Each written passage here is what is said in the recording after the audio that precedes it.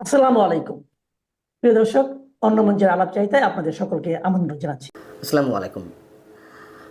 আগামী 12ই ফেব্রুয়ারি নির্বাচনটি হচ্ছে কি হচ্ছে না, এরকম একটি নিশ্চয়তা কিংবা অনিশ্চয়তার মাঝামাঝি সময়ে এসে নতুন করে আরও একটি গুঞ্জন ছড়িয়ে পড়েছে যে নতুন তত্ত্বাবধায়ক সরকারই নাকি আসছে এবং সেই সরকারের অধীনেই এই নির্বাচন অনুষ্ঠিত হবে। এটি কতটা গুঞ্জন, কতটা গুজব, কীভাবে এটি ছড়ালো সে বিষয়ে আমি আসছি। যদি 12ই ফেব্রুয়ারির নির্বাচনটি সত্যিই অনুষ্ঠিত হয়, নিঃসন্দেহে এটি ঐতিহাসিক নির্বাচন হবে। আমাদের নোবেল বিজয়ী অধ্যাপক প্রধান উপদেষ্টা ডক্টর মোহাম্মদ ইউনূসের ভাষ্য অনুযায়ী নিঃসন্দেহে এটি ঐতিহাসিক নির্বাচন। কেমন, কোন দিক থেকে? অন্যান্য বিভিন্ন অভিযোগের পরিপ্রেক্ষিতে আওয়ামী লীগের মতন একটি দলের রাজনৈতিক কার্যক্রম নিষিদ্ধ করার মাধ্যমে নির্বাচনী প্রক্রিয়া থেকে পুরো দলকে বাদ রেখে দেশের কোটি কোটি মানুষকে ভোটাধিকার থেকে বঞ্চিত করার মাধ্যমে এটি ঐতিহাসিক নির্বাচন। ভোটারদের এই নির্বাচনে আসতে বাধ্য করা বিভিন্ন ভয়ভীতির মাধ্যমে, না এলে তাদেরকে আওয়ামী লীগ হিসেবে চিহ্নিত করে পরবর্তীতে তুমুল শাস্তির মুখোমুখি করা হবে, এমন একটি আশঙ্কা অনেকের মাঝেই কাজ করছে এবং এই বিষয়টি তো আল জাজিরার প্রতিবেদনেই উঠে এসেছে। একই সঙ্গে একই দিনে জাতীয় নির্বাচন এবং গণভোট, সেদিক থেকেও এটি নিঃসন্দেহে ঐতিহাসিক নির্বাচন। এবং সেই গণভোটে আবার সরকারি কর্মকর্তাদেরকে জনগণের করের টাকা খরচের মাধ্যমে হ্যাঁ ভোটের পক্ষে প্রচারণায় বাধ্য করা। এই নির্বাচনের পরে এই সরকার আরও 6 মাস কন্টিনিউ করবে কিনা, তার মধ্যে দিয়ে আরও কী কী ডিজাইন আসে, সেসব নিয়ে মানুষের মধ্যে তুমুল একটা শঙ্কা, অনেক ধরনের প্রশ্ন। একটা অনিরপেক্ষ অন্তর্বর্তী সরকার কীভাবে তুমুলভাবে নিরপেক্ষহীনভাবে নিরপেক্ষহীনতার সঙ্গে কাজ করা, এসবের দিক থেকে অবশ্যই এই নির্বাচনটি হবে একটি ঐতিহাসিক নির্বাচন। এবং একই সঙ্গে নির্বাচনের নির্ধারিত তারিখের 11 দিন আগে, মাত্র 11 দিন আগেও মানুষের মধ্যে শঙ্কা জাগে যে এই নির্বাচন হচ্ছে কি না, হলে কিভাবে হচ্ছে। এই যখন অবস্থা, নিঃসন্দেহে এটি ঐতিহাসিক নির্বাচন। এবার বলি যে এসবের মাঝে নতুন করে একটি গুঞ্জন ছড়িয়ে পড়েছে যে ইউনূস সরকার আর থাকছে না, তত্ত্বাবধায়ক সরকার আসছে, সেই সরকারের অধীনেই নির্বাচন অনুষ্ঠিত হবে। তত্ত্বাবধায়ক সরকার যদি সত্যিই আসে তাহলে সেই নির্বাচনটি কবে, কীভাবে হবে, সেসব বিষয় সামাজিক যোগাযোগ মাধ্যমে এরই মধ্যে ছড়িয়ে পড়েছে। শোনা যাচ্ছে কেউ কেউ বলছেন যে এটি দেশের অথবা দেশের বাইরের কোনো বিশেষ গোয়েন্দা সংস্থার প্রতিবেদন। আমরা জানি না। এটা তো সত্য কথা যে এমন আলোচনা তো গত দীর্ঘদিন ধরে আছেই যে আইন শৃঙ্খলা পরিস্থিতির চরম অবনতি হলে বা চরম অবনতি ঘটানোর মাধ্যমে নির্বাচন পিছিয়ে দেওয়ার একটা ষড়যন্ত্র থাকতে পারে, অথবা একেবারে শেষ মুহূর্তে জামাত নির্বাচন থেকে সরে দাঁড়াতে পারে বা নির্বাচন বয়কট করতে পারে যদি কিনা দেখে যে তারা কোনো ধরনের সুবিধা করতে পারছে না, ক্ষমতা আসছে না, ইলেকশন ইঞ্জিনিয়ারিং ঘটানো যাচ্ছে না। এরকম আলোচনা আছে মানুষের মুখে মুখে। এখন শোনা যাচ্ছে যে শুধু জামাত নির্বাচন বয়কট করার বিষয়টি নয়, বিএনপিও নির্বাচন বয়কট করতে পারে। সামাজিক যোগাযোগ মাধ্যমে যে বিষয়গুলো ছড়িয়ে পড়েছে, বিশেষ করে গোয়েন্দা সংস্থার কথিত প্রতিবেদন হিসেবে বলা হচ্ছে যে ফেব্রুয়ারি 7-8 তারিখের দিকেই বিএনপি নির্বাচন বয়কট করতে পারে। ইউনূস সরকারের অধীনে কোনো ধরনের নির্বাচনে বিএনপি অংশগ্রহণ করবে না। যদি তেমনটি ঘটে তাহলে তো আর কোনো উপায় নেই।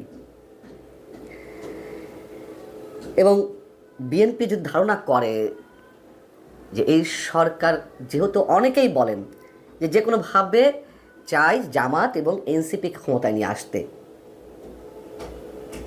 তার কিছুটা সিমটম তো মানুষ পেয়েছেই। গত কয়েকদিন আগে আন্তর্জাতিক প্রভাবশালী গণমাধ্যম ওয়াশিংটন পোস্টের একটি প্রতিবেদনের মাধ্যমে সেখানে বলা হয়েছে বা একটি অডিও প্রকাশ করা হয়েছে, মার্কিন দূতাবাসের একজন মার্কিন কূটনীতিক তিনি স্পষ্ট বলেছেন যে জামাতকে ক্ষমতায় দেখতে চায় যুক্তরাষ্ট্র। এটি তো আর কারোর অজানা নয় এই রিপোর্টটির বিষয়ে।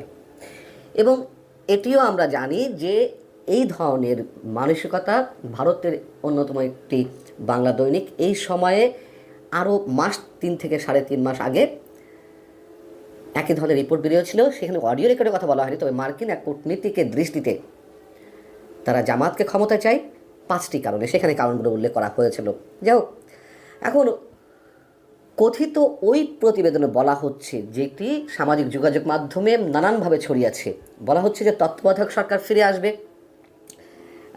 10-11 তারিখের মধ্যে নতুন তত্ত্বাবধায়ক সরকার শপথ নেবে, ইউনূস সরকারের বিদায় ঘণ্টা তার আগেই বেজে যাবে, এবং নির্বাচন কবে অনুষ্ঠিত হবে? নির্বাচনটি অনুষ্ঠিত হবে আগামী 30শে জুন। সেই নির্বাচনে আওয়ামী লীগ অংশগ্রহণ করবে, এবং ভারতীয় সাংবাদিকরাও তো জানিয়েছেন যে এখনও আওয়ামী লীগকে অংশগ্রহণ বিষয়ে ভারত নানানভাবে কৌশল অবলম্বন করে যাচ্ছে। তাদের বক্তব্য হচ্ছে ভারতে এই ধরনের তৎপরতা বা যে কোনো দেশের তৎপরতা বা কূটনৈতিক তৎপরতা কোনোটি ওপেন চলে, কোনোটি গোপনে চলে, এটা তো সত্য কথা। শুরু থেকেই তো বলে আসছি যে ইউনূস সরকারের অধীনে কোনো সুষ্ঠু নির্বাচন সম্ভব নয় এখনও, এটা স্পষ্ট আমার বক্তব্য, আমি মনে করি। এবং কথাও আমি বলে আসছিলাম যে বিএনপির উচিত যে একটা নিরপেক্ষ অন্তর্বর্তী সরকার হোক বা তত্ত্বাবধায়ক সরকার হোক, সেই সরকারের দাবি করা এবং তার অধীনে নির্বাচনে যাওয়া। এবং বিএনপি বারবার ফাঁদে পা ফেলতে যাচ্ছে কিনা, ফাঁদে পড়ছে কিনা, এই প্রশ্নটা শুধু আমার না, অসংখ্য মানুষের, অসংখ্য সুবুদ্ধি সম্পন্ন মানুষের। তো বিএনপি কেন এই সরকারের অধীনে নির্বাচন চাচ্ছিল? যে নতুন তত্ত্বাবধায়ক হবে, আবার কে আসবে না আসবে, মাঝখান থেকে কী হয়, সেটি ভাবতে গিয়ে যদি তার আম ছালা দুটিই যায়, তাহলে বিএনপি তখন আর কী করবে? যদি সত্যি সত্যি বুঝতে পারে যে নির্বাচনে কিছু ঘটতে যাচ্ছে। ওয়াশিংটন পোস্টের এই খবরটি তো একেবারে উড়িয়ে দেওয়ার মতো নয় যে ইলেকশন হলেও সেখানে ইঞ্জিনিয়ারিং ঘটবে কিনা।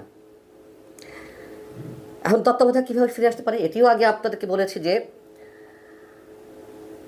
সর্বোচ্চ আদালতের রায়ের মাধ্যমে তত্ত্বাবধায়ক ব্যবস্থা তো অটোমেটিক্যালি সংবিধানে সংযোজিত হয়েছে। এখন এটি কবে থেকে কার্যকর হবে সেটি ছিল প্রশ্ন। কার প্রশ্ন ছিল? প্রধান বিচারপতির।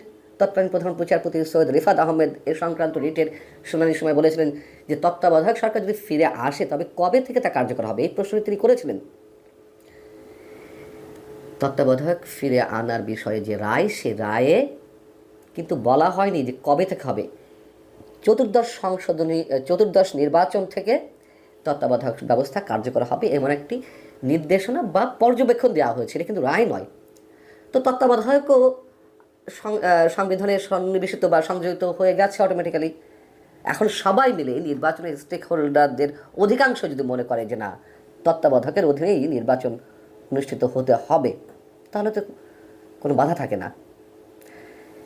এবং ওই যে বলছিলাম যে শেষ মুহূর্তে আইন শৃঙ্খলা পরিস্থিতির চরম অবনতি ঘটানোর মাধ্যমে অথবা শেষ পর্যায়ে গিয়ে জামাত নির্বাচন বয়কট করতে পারে, এমন একটি পরিস্থিতিতে 12 ফেব্রুয়ারি নির্বাচন হবে না, সেটি দিল্লির সাউথ ব্লকও মনে করে। এমন একটি বিষয় ভারতের কোনো গণমাধ্যমে কিন্তু এসেছিল, ভারতের পররাষ্ট্র মন্ত্রণালয়ের বরাত দিয়ে। আমরা জানি না যে এটি ছড়িয়েছে এর বাস্তবতা কতখানি, আসলেই কোনো গোয়েন্দা সংস্থার প্রতিবেদন কিনা, বিশেষ কোনো গোয়েন্দা সংস্থার প্রতিবেদন কিনা। তবে বাস্তবতা এটি, এখনও পর্যন্ত মাত্র 10 থেকে 11 দিন আগে এসেও মানুষ নির্বাচন হবে কিনা এই প্রশ্নের সাথে সাথে বোঝা যায় যে এটি কী ধরনের নির্বাচন হবে যদি হয়। ভালো থাকুন সবাই, আল্লাহ।